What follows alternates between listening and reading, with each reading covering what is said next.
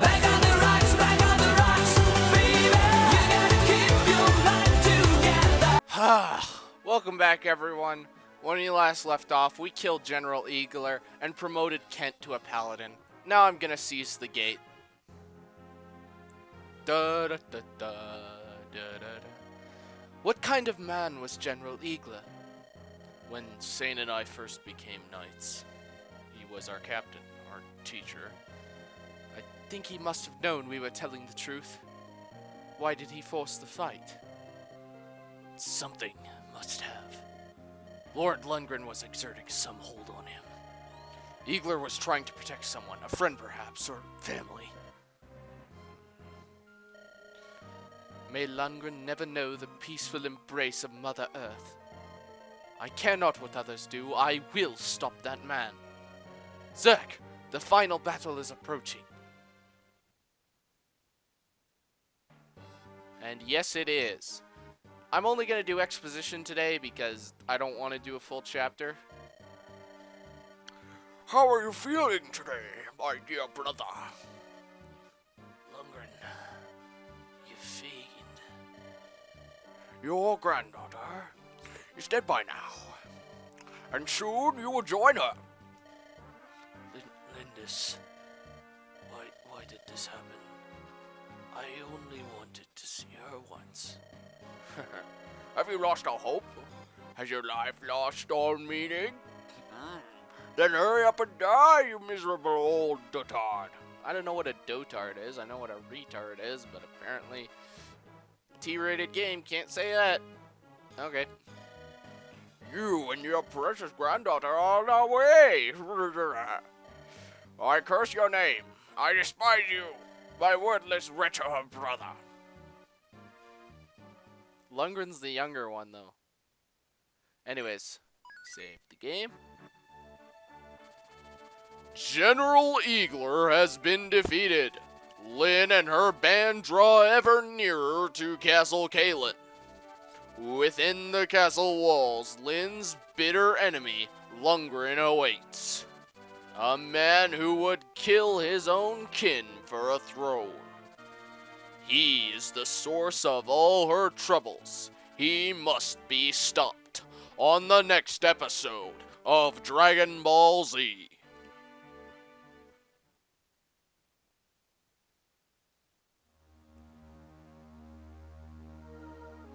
Chapter 10, The Distant Plains.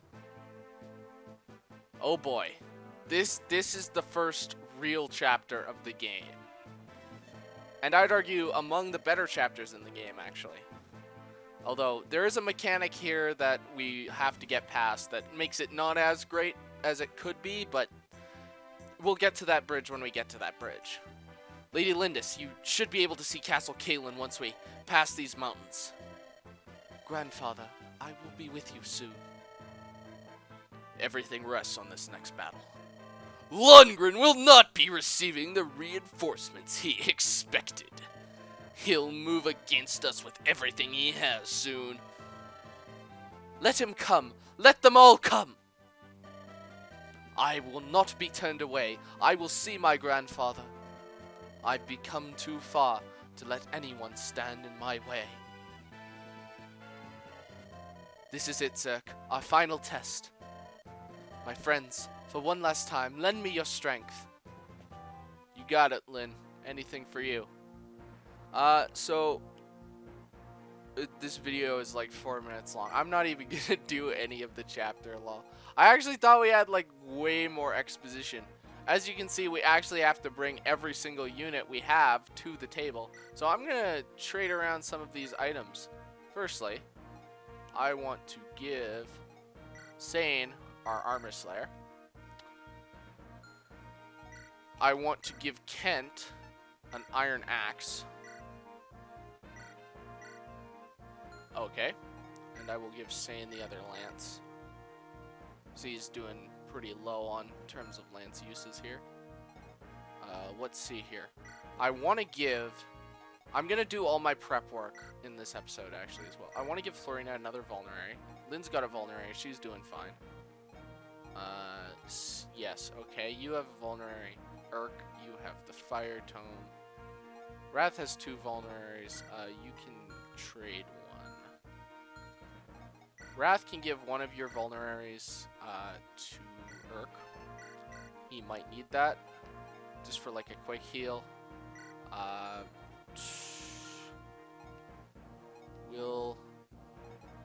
I'll give Will probably one of Wrath's bows just for like, you know, contingency. I'll give him the one that's closer to breaking. Because we're going to be using a Wrath a lot more than we probably will use Will in this chapter. Other than that, I think we're doing pretty good. I just want to go over quickly my stats. So we have Lynn at level 9. This is probably going to be similar or the same to what we'll work with if we end up doing Ellywoods mode. I don't know if we end up doing Ellywoods mode, but it's possible. So our Lynn is looking great. She got a lot of... She went from 4 strength to 8 strength, which is awesome. She doubled her strength stat. Her speed stat 15 is freaking killer. Luck 8, Def 4, Res 2. I could use a bit more resistance. Usually I get a point or 2 here in Lynn's mode, but oh well. Sane, again, I always wish that Sane would turn out better for me than he always does. Like, he always gets good strength, but I have terrible luck with his speed growth. It's 45%, I actually checked, which is the same as Kent's strength growth. So I don't know why I always can have a Kent that grows strength, but not a Sane that grows speed. I don't get it. Kent, our god. This man, this paladin. Look at this guy. 11 con, hello? Hello? Look, he doesn't even freaking get penalized by anything. He's like, this man is just like, he literally has all of that 10 speed, all of it. He's just freaking going to town, dude. Defense 10, resistance 5, skill 14. He's got like, because he's an advanced unit, he'll get a slight crit boost. So like he gets a 5% crit boost. He's gonna be landing all kinds of crazy shit. He almost has a B rank in swords. Like, Kent is the guy. Just ugh. Florina, I think, got a bit underused in this playthrough. Usually I use Florina a lot more when it comes to Lynn's mode. Usually she's about 5 or 6 by the time I end, or get to this chapter, rather. So she's a little disappointing in that regard. She also was our only death of the playthrough, which I'm sad about, but she's been doing us good so far, so I have no complaints here. Urk is really a hit or miss unit for me. I don't really like him because he's just so unreliable and inconsistent as a unit. He's one of those units that's either really good or really bad. I just don't like that in a unit. So, but it's been neat to see him actually like contribute to the team though in some of the later chapters, like the Black Fang one. Sarah, I fucking hate Sarah. I'm sorry. Mongolian Keanu Reeves, our boy Wrath. Just look at this man. Look at this man. He's like Lynn on a horse with a bow. Just, oh man. I cannot wait to talk about, and he's close to a level up too. So we're gonna see a lot more of Wrath in the future. Cause Wrath is just such a good unit. Like it's too bad that he shows up way late into Ellywoods mode because he is such a good unit. Dorcas, again, another one of those hit or miss units. He's really only useful for an item that he gets later in Ellywoods mode. Otherwise, I don't see really much reason to use him unless you really like warriors, which I don't, so you do you. Nils, our bard, is the saving grace of our low turn count. I swear he has saved our ass more than once, saved Matthew from a death, actually. So Nils is good. Speaking of Matthew, this man, many people say he's the best thief in Fire Emblem. Personally, I say from a gameplay standpoint, Gaius or Anna in Awakening has him beat. Thieves in Awakening were just so good. Anyways, Will, yeah, he didn't really get much use. I'm sorry, Will. Lucius, everyone's favorite trap. He's a light mage. You know, your run-of-the-mill light mage. I've used him a lot in my playthroughs. I quite like him as a unit, so it's nice to have him back on the team with us. sadly, I don't ever use him much in Lynn's mode, just because he's not as useful in Lynn's mode. But come Eliwood's mode and you get Lucius, oh boy. Wallace is just this level 12 knight that you get. See what he actually is for? Actually, you get him at level 13 in normal mode, so you get him at 12 here. That's pretty interesting. Anyways, Wallace, he's a knight. Usually he has a knight crest that he can promote with, but we gave that to Kent instead so that we could have our paladin. Yeah, he's just Bruce Willis. Bruce Wallace, if you will. I'm gonna check the map and just give you guys an overview of what to expect. So, obviously this is a pretty big-ass map. This village is gonna be our utmost concern. We have a knight in front of Kit, and we've got Lundgren here. Now, Lundgren, I'd say, is the toughest early game boss, easily. I mean, Lynn can hit him for critical damage, and if you have saved that Armor Slayer and promoted either Cent or Kane, Kane or... Speak English today, Zerk. Kane or... Oh my god! Kent or Sane. If you promoted Kent or Sane and give them the Armor Slayer, they can wreck Lundgren. Actually, never mind. If you give them the hammer, they can wreck Lundgren. But you have to work to sort of get their item use up a bit. Because what's the rank on the hammer? I believe it's D. Let me just check with Dorcas here. That hammer. Yeah. You need a D to attack with the hammer, but if you can get a D rank in lances on either in axes on either Kent or Sane, yes. If you can get a D rank in axes with them, they can make pretty quick work of Lundgren. But mainly we're gonna be using this Manikadi. That is going to be what is going to kill Lundgren for us. The Lance Reaver might also work. I'm tempted to actually see that. The Lance Reaver might also work, so I'm going to keep that in our back pocket as well. But either way, I cannot wait to do this chapter next episode. So I will see you guys then. I will save the game. And I will see you guys then. I'm just going to pull up a quick restore point right here so that I can just jump right back into our recording session.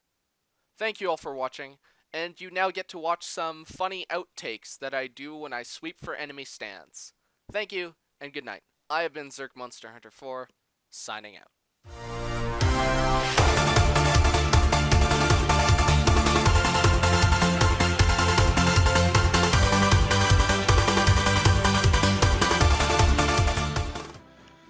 You know, I figure I should at least describe my stand. My stand is called Perfect Hero. It's a humanoid type stand. Its appearance is pretty simple. It's it's humanoid. It's got kind of like its skin looks almost like a fire suit that you would wear like for racing.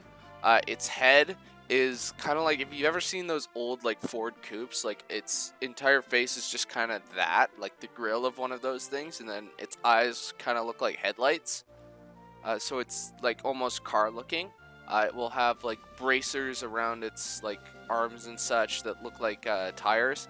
And then its main power is to drift through solid objects. So how that would work would be like the stand, the stand, like it just like envelops me, and then I would drift through a solid object. And the thing is, I can only move in a curved line, like I can't move straight, but I can drift in any direction. And then it would have like levels of drift, like it would have like there would be the basic drift, which is to pass through solid objects. There would be like an inertia drift that just like when it hits something solid, that thing just gets vaporized. And then the final one, like probably like my ultimate stand ability that I would like find while fighting the main villain would just be like this combination of the two, where I almost become Cream in that sense. Yeah, but I can only move in circular lines. Additionally, the stand has a secondary power where any vehicle I drive, I can drive with perfect precision so long as my stand is out. Yeah. The stats probably like speed A, destructive power B, precision A, lasting power probably like a C, range D. What's the last one? I don't know, but those are kind of like the stats. Yeah. Anyways, I should probably film an episode. I'm just making sure there's no enemy stands here. Anyways, bye. Back on the rocks, baby. You gotta keep your life together.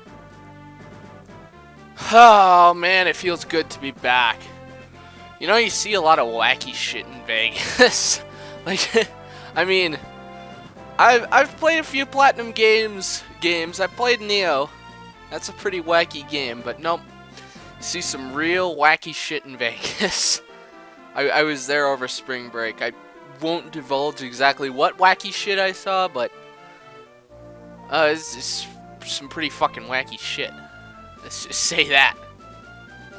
Pneumatic Trooper. I can't wait till we get to use one of those. Anyways,